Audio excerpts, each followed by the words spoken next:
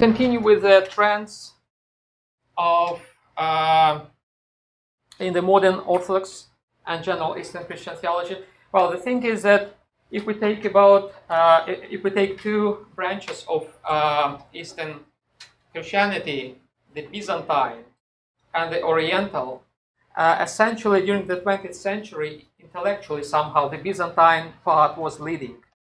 It affected also the Oriental side of the Eastern Christianity, and we can speak about general trends within Eastern Christianity. And again, we should speak also about the overlapping trends, because some trends were imported from the Western traditions, like from the Catholic tradition. Sometimes it was a way of influence from the Orthodox traditions to the Catholic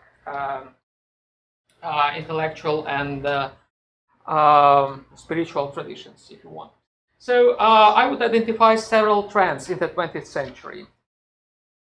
One of the earliest, is the so-called Russian religious philosophy. This is an established term, and it means that this phenomenon, this trend, movement emerged in Russia, actually before the Bolshevik Revolution in the Tsarist Russia yet. And it was both a theological and philosophical trend. Actually, this trend responded to a challenge which was particularly important in the 19th century, the so-called positivism. Positivism is a philosophical movement, teaching, which emphasized the role of reason. Actually, it said that everything should be reasonable. Whatever is not reasonable, whatever doesn't fit reason, should be questioned at least, or just rejected. So positivism was a sort of faith in reason, in human reason. It meant a positive affirmation of the human mind, of the human reason, hence is positivism. And this was indeed a challenge for theology, because theology appealed not just to the reason, but also to heart, faith, feelings, intuition, and so forth. All those terms like intuition, faith, and so forth were responses to the challenge of positivism. How you accommodate reason within the faith. After all, this is one of the flags of our class, how we actually combine these two things. And this challenge was particularly acute in the Russian society. A lot of people, especially from aristocracy and nobility, just departed from the church on the premises that the church is Russian. And they were affected by positivism, and it was perceived as a challenge by theologians and by the church leaders. One of the ways to address the challenge of positivism was to develop academic theology. The theology which developed in the theological academies. The social system in Russia at the time was quite interesting. It was, in a sense, a class-divided society, but the classes were interesting. There was a class, for instance, of peasants, a class of nobility, and a class of clergy, of church people. And these two classes had complete systems of everything: social care, education, professional development. So every class was a kind of subsystem with all ingredients of a normal society. And they were not actually mixing with each other. So that a person who was born to a family of a priest, for instance, could not go and study to the university, which belonged to another stratum, another class of the society. That person had the only option to study in a theological academy, which was equal to the university, but was destined exactly for this class. The same is for, say, someone who was born to to a noble family. He was not supposed to study in a theological academy because that academy belonged to another class. This affected also pension system,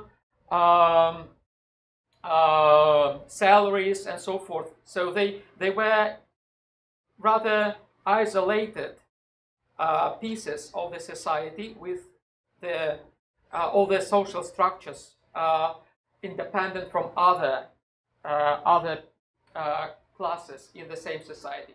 So in this class of clergy, there were theological academies where the studies were on the higher level, and theology was taught there. And actually within those academies, a response to the challenge of positivism was developed in its own way, right? So within this class of clergy, the response was through the academic theology. It's interesting that many people from this clergy class later on joined the Bolshevik revolution, Bolshevik cause. Many of them actually were the leaders of the revolution that overthrew everything in the Russian society. Like take Stalin, he studied in the seminary. He belonged to the class of clergy. He was supposed to be a priest. He was supposed to belong to this vessel, kind of isolated, insulated vessel within the society, and he was supposed to live all his life in this structure. But he decided to join the Bolsheviks, the revolutionaries, and they just blew up everything.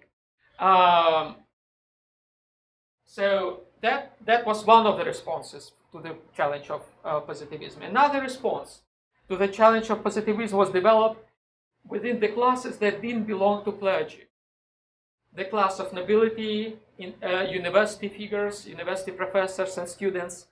And that response was called Russian religious philosophy. They attempted at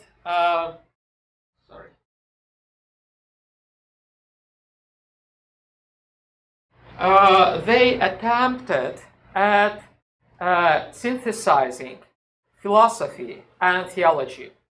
So the response of the theological academies was to develop academic theology. It's classical theology, pure theology, without mixing up with other branches of knowledge like sociology or philosophy whatsoever.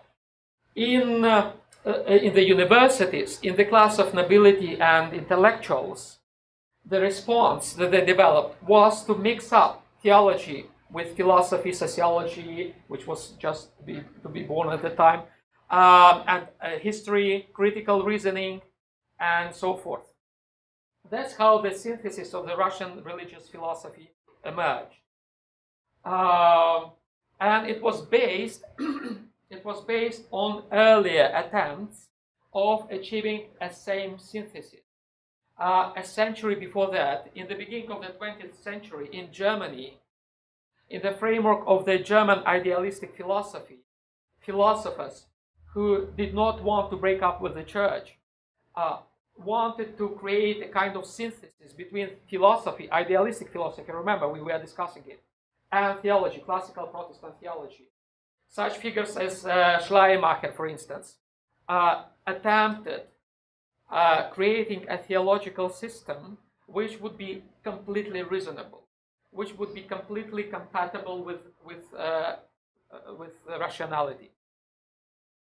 Schleiermacher and others were criticized for that, but actually their attempt was very productive, and their attempt exactly influenced the Russian philosophers to do the same, but this time not to synthesize Protestant theology and philosophy, but to synthesize Orthodox tradition, theology, and philosophy, which at the time was already an updated German idealistic philosophy, like Neo-Kantian philosophy and so forth. So the German philosophy, by the end of the 19th century, was upgraded. It was kind of German philosophy 2.0. And that version of idealistic philosophy was kind of brought together with theology to produce a synthesis. Okay? Is it clear?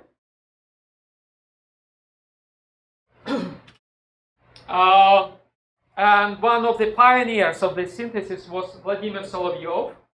This guy, quite impressive one. His personal story is very interesting because he was born to a family of a famous Russian historian, Sergei Solovyov, who actually constructed the entirety of the Russian history. He wrote multi-voluminous work on the Russian history, and his son, this guy, achieved something more. He was brought to in the Orthodox environment, but the rumors say that he probably converted to Catholicism in the end of his life. At least his vision was quite ecumenical, which was new at the time. Ecumenism was out of fashion. It was not yet fashionable at the time. It was unusual at the time. And he was one of the pioneers of rapprochement between the Orthodox and the Catholic. And that was one of the syntheses that he tried to achieve. Another one was exactly this Russian philosophy. The concept of Sophia, the wisdom of God, was crucial for Solovyov. And this was on purpose.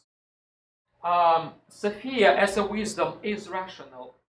The category is rational. At the same time, Sophia, at least in the Eastern Christian tradition, meant Christ. Christ is the Sophia, the wisdom of God. Because Christ is the Word of God, the Logos of God. Logos is logical, right? Wisdom is logical as well. At the same time, wisdom is something larger than just rationality. It has to do with wisdom, with completeness of knowledge, with spirituality. And actually, Solovyov describes Sophia in theological and mystical terms. For him and for his followers, Sophia was something that they experienced as a mystical reality. For them, Sophia became a feminine image, a kind of pure abstract femininity.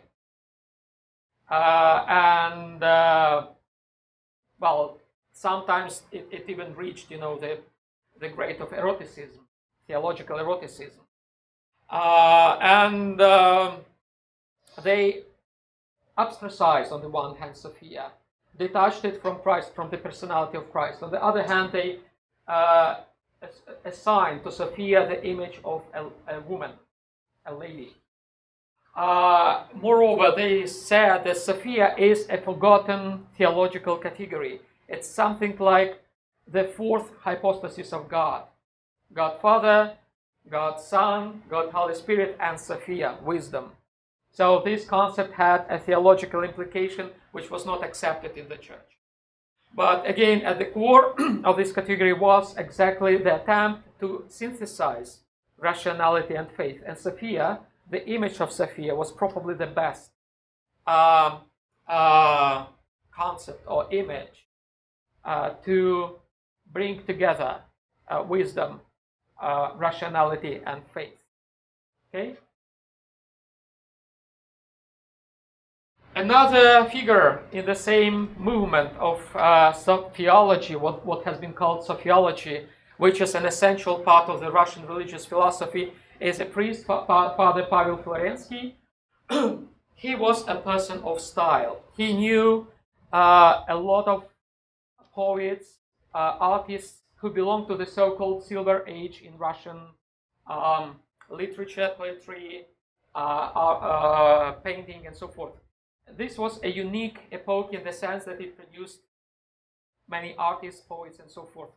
People like Anna Akhmatova, Alexander Blok, and so forth. Actually, Florensky knew many of them. He was in personal contact. The Silver Age era in the Russian art was highly stylistic, highly symbolistic. Symbolism was very important for that trend in art. And Florensky actually combined the symbolism of art with traditional theology. Some people accused him of being too stylistic, that he transformed theology into a style. So the style was everything, meaning and theology per se was nothing for him. Essentially, yes, he paid a lot of attention to the style. Even when he published his books, theological books, he took care that the fonts used for publications were very, unusual, striking. And if you read still his publications, they are printed in unusual font. He was also a great theologian and wrote a number of books. He was also a sophiologist, so he paid attention to Sophia. For him, another way to put it,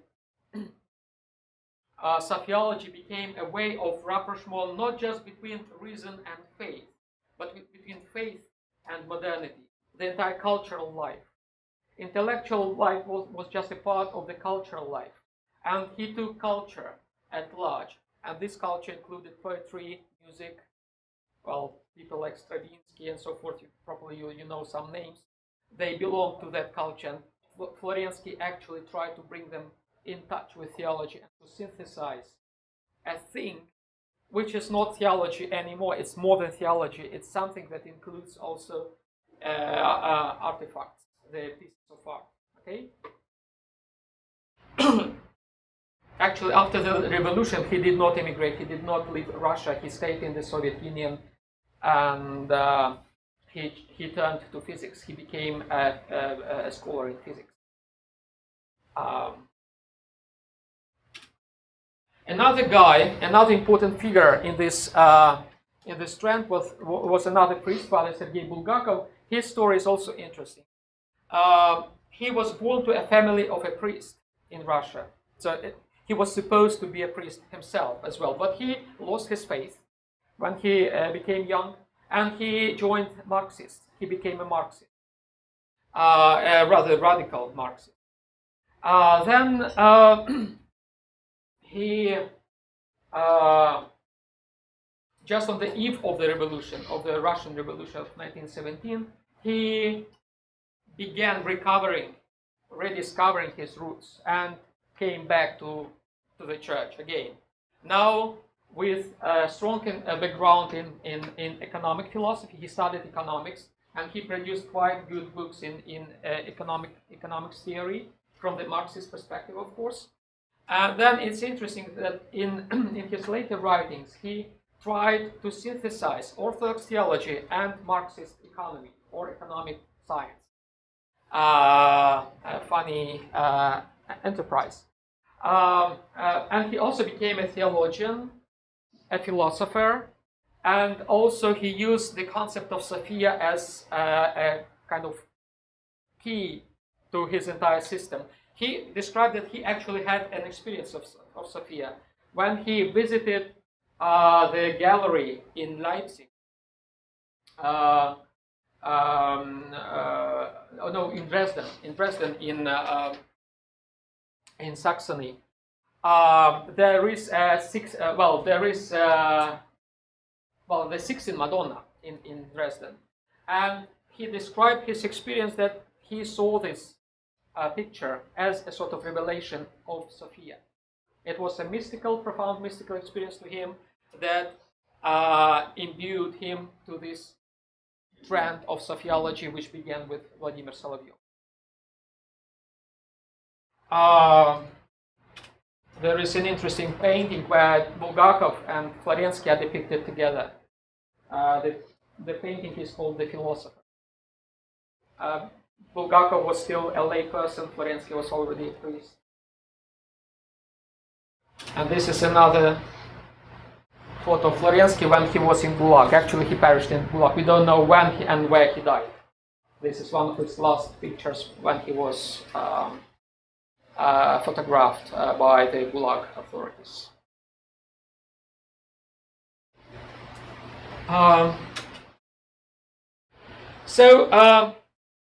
That's a trend, that is a movement which was productive, fruitful in bringing philosophy, culture, and theology together in the beginning of the 20th century.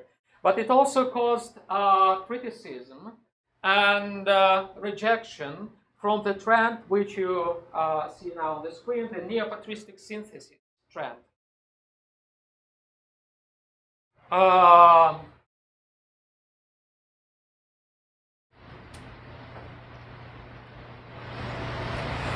This trend was articulated by George Florovsky, also a priest. He was born, in modern Ukraine.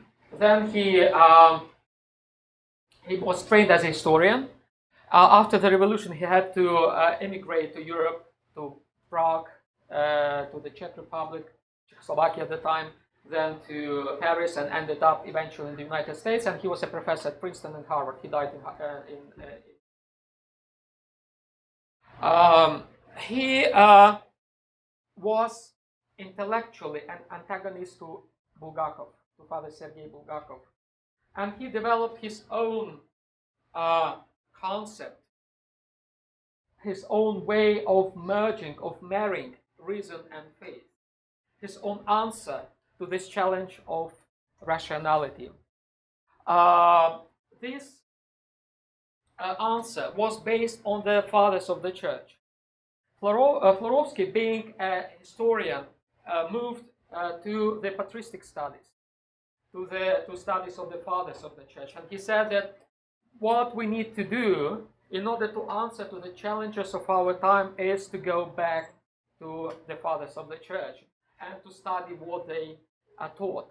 And it was not just an archaeological interest that drove him, because he wanted to achieve a kind of synthesis as well. Hence is the term of the movement that he has started, Neopatristic synthesis. It has three key words: Neo-Patristic and synthesis.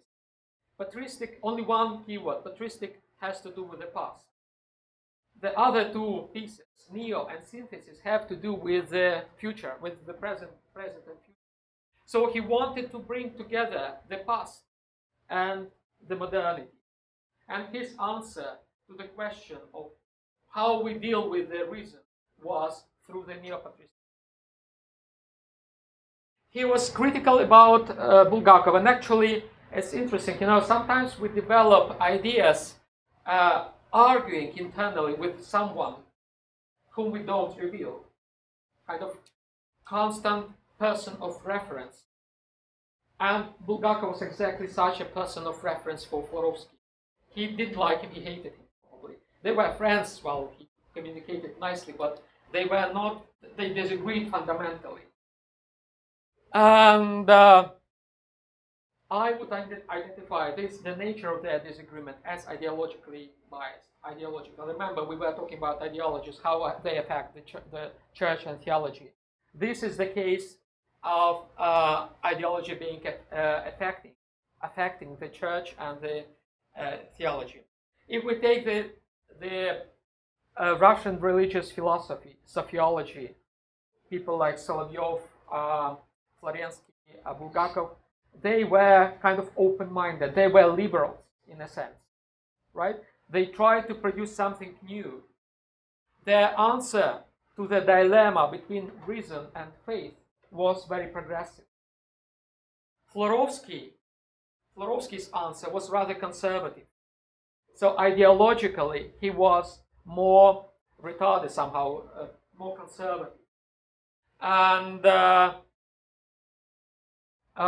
it's interesting how the deep disagreements, ideological disagreements between liberals and conservatives, they were vested into theological languages. They developed different theological languages in order to argue against each other on the premises of ideological disagreement. The background of Florovsky particularly, I think, demonstrates how he was affected by conservative ideology. He began in the 20s, in early 20s, as an ideologist of the movement which was known as Eurasianism.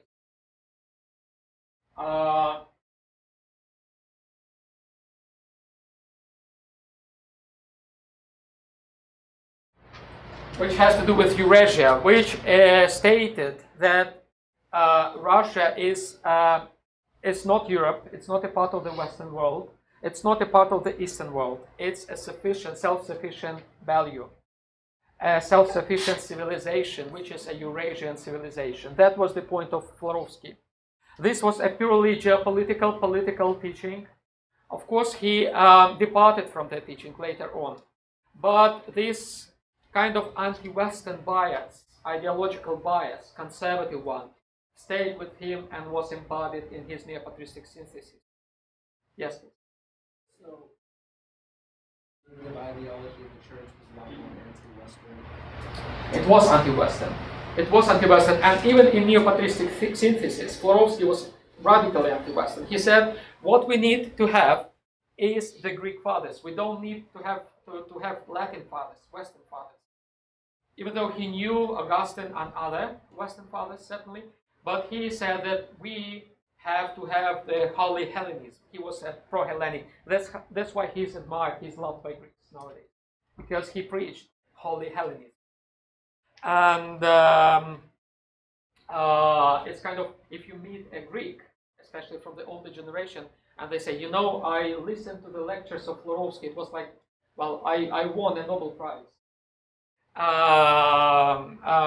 Yes, Florovsky remained anti-Western in this synthesis as well, but he started as a Eurasian philosopher, which was a philosophy against the West, and it is still, because this philosophy continues in a very radical form. The modern Russian radicalism, anti-Western radicalism, to the point of fascism, is Eurasian. One of the main ideologists of modern Russian anti-Western rhetoric is Alexander Dugin, who is a new leader of Eurasian movement. He's really, for instance, he dreams of bombing the United States with nukes. That's his golden dream. And this exactly is rooted in Eurasian ideology. And Florovsky, of course, didn't want to do the same. Instead, he came to the United States and enjoyed himself here. But the roots of the modern Russian isolationism, anti-Western rhetoric, anti-American rhetoric, goes back to this movement, Eurasian movement. Okay? Well, everything which is in the West. Not just the Western Church, but... No, not just that.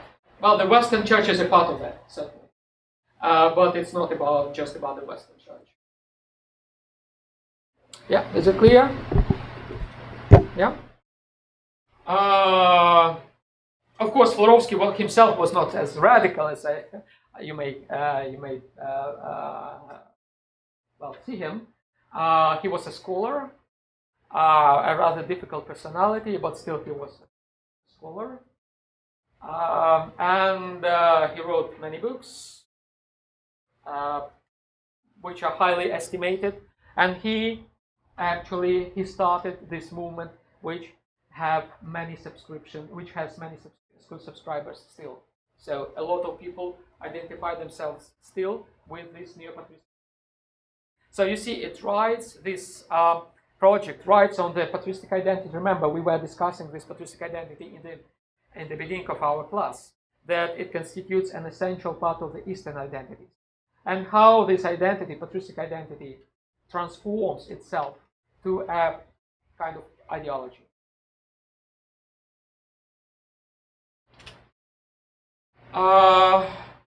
Yeah, we have said this. Now, another trend, which now is more liberal, more liberating. It's called Eucharistic theology or Eucharistic ecclesiology. It has to do with Eucharist, with the liturgy, and liturgy and the mystery of Eucharist was used as a basis for a wide, broad intellectual and theological movement in the Eastern Christianity. And it started not in the East, it started in the West, in the Catholic Church.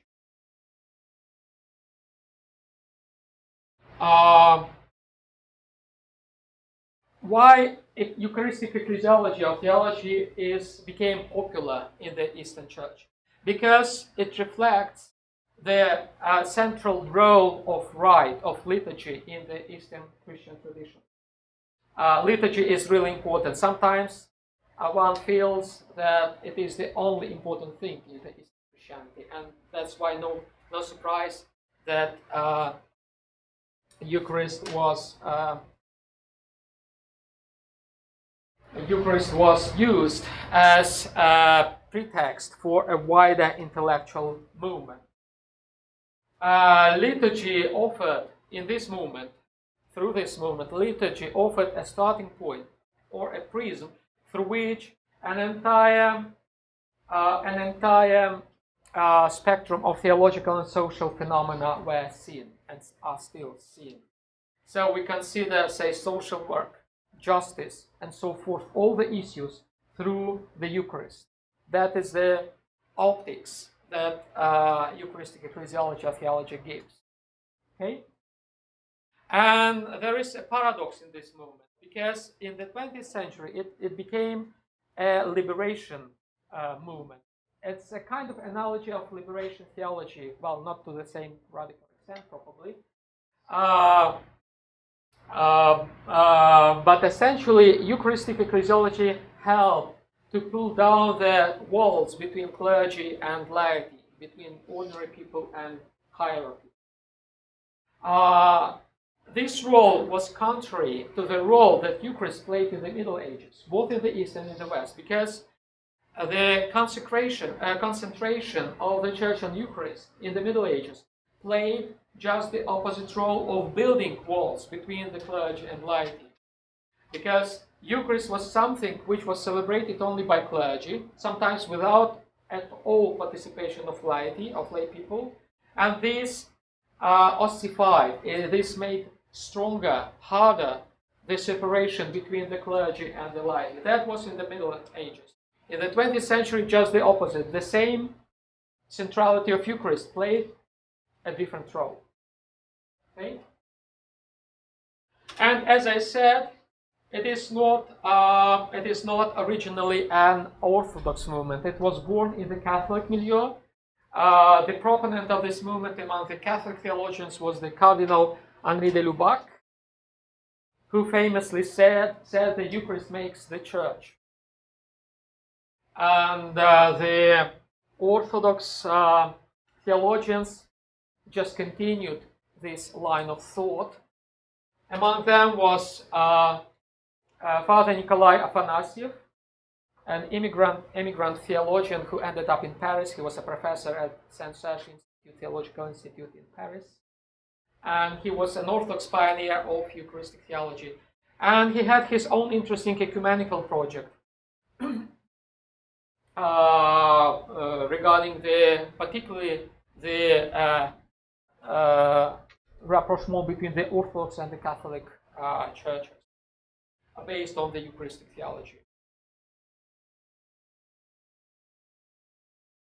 A modern theologian in the same line is Father Alexander Schmemann.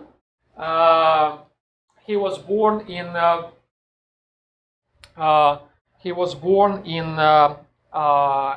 Baltic, part of Russian Empire at the time. Then, after the revolution, his family fled to Paris, and he began his studies. He did his studies and began his teaching in theology in Paris. And then he moved to the United States, and he was for many years a dean of St. Vladimir's Seminary in New York, in New York. A prominent figure. He has published a lot in this country, and well, he's become quite a famous figure in this country. Maybe you've heard of him, and his books are really worthy of reading. And his point was exactly the liturgical renewal based on Eucharistic theology. And he was probably the most liberal thinkers among the trend of Eucharistic ecclesiology. His son is one of the editors of New York International newspaper.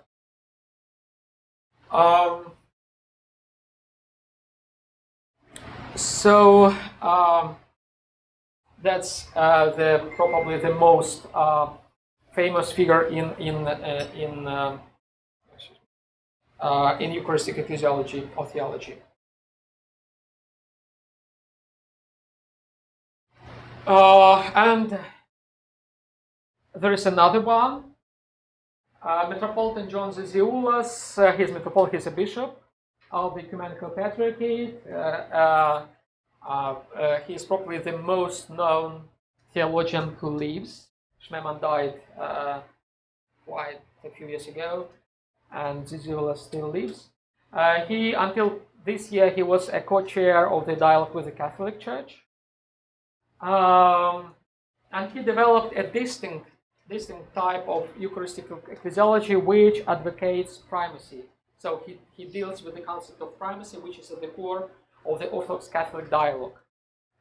Primacy is crucially important for the Catholic side, certainly in the dialogue, and it is the most debatable issue for the Orthodox side. And Zizioulas tried to give an answer how we understand primacy from the perspective of Eucharistic ecclesiology, from the perspective of what role is played by Eucharist in primacy. And his point is actually that excuse me, that just by the fact that there is only one person who celebrates Eucharist among other people who may celebrate, but there is only one who presides over the celebration, this institutionalizes primacy as an intrinsically theological category. So primacy is not just a matter of convenience, but it's a theological matter which is grounded in Eucharist and the Trinity. This point of Zizioulas has been criticized quite widely. Well, he's very much liked by the Catholic partners in the dialogue, but I participated in one of the dialogues where he presided. This was the official dialogue between the Catholic Church and the Orthodox Church, and it was interesting. He promoted his ideas of primacy based on Eucharist, and his points were very much appreciated by the Catholic side of the dialogue, but everyone on the Orthodox side just argued against it. And he belongs to this Eucharistic trend, and he continues it as and makes it useful for the dialogue. The other question is how it works, how well it works, but well, at least he tries. Okay?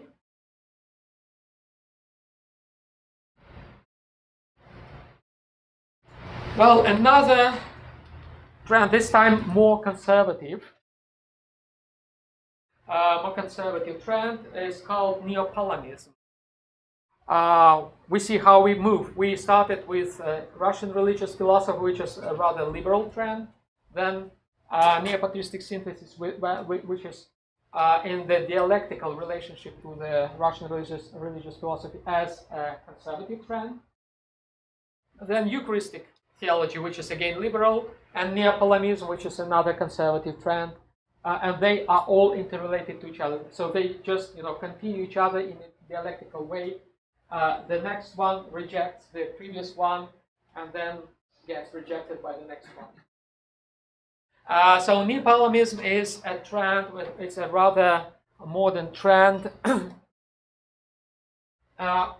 When actually I started thinking about this, I realized that I participated in the birth of this trend unwillingly.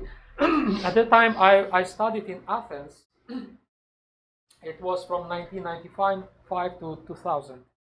And I remember the conference which was organized at the University of Athens, dedicated to Gregory Palamas, the person who is encoded in the name of this trend. And it was in 1998. And then I think the basic principles of Neo-Palamistic movement were articulated. I didn't realize that then, but I realize it now that that's how it more or less began. What is the point of this trend? It is connected with the name of a key figure of the late medieval Byzantine theology, Gregory Palamas, he's on the left here, who articulated a doctrine which was quite different from the Western, from the Catholic doctrine. The main point, the main difference was that the Catholic doctrine articulated by his more or less contemporary, early before Gregory Palamas, Thomas the Aquinas on the right. The Aquinas' point is that the divine grace is created. The Palamas' point was that the divine grace is not created. It is divine. It comes from God. It is God himself.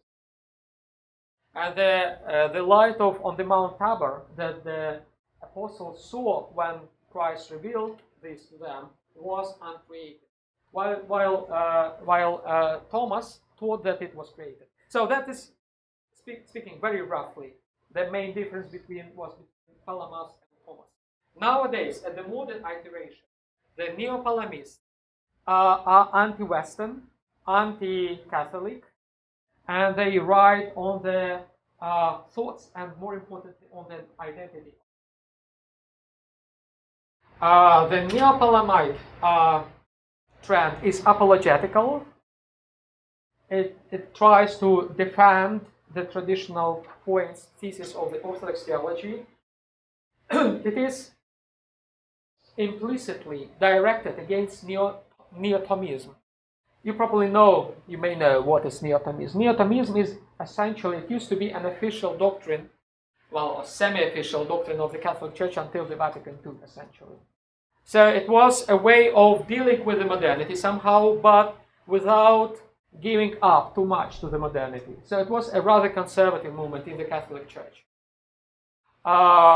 Yes, on the one hand, Neopalamism tried to get rid of the later interpreters of Thomas Aquinas. On the other hand, it insisted on the traditional Catholic points. In the same way, Neopalamism insists on the traditional Orthodox points. And in this sense, Neopalamism and Neopalamism are very similar. They are like twins, but the twins who hate each other. And they actually develop their own, they live because they reject the other. Okay? So not very ecumenical trends, but still you see they mirror each other somehow. Okay? Is this clear? So we see how ideological preferences, they shape, inspire theological trends. And this is, again, I want to repeat, it's not just an Orthodox situation. This happens in the Catholic Church. Neopalamism is an instance of a conservative trend, while Vatican II and the conciliaries that followed is a more liberal, certainly a more liberal trend.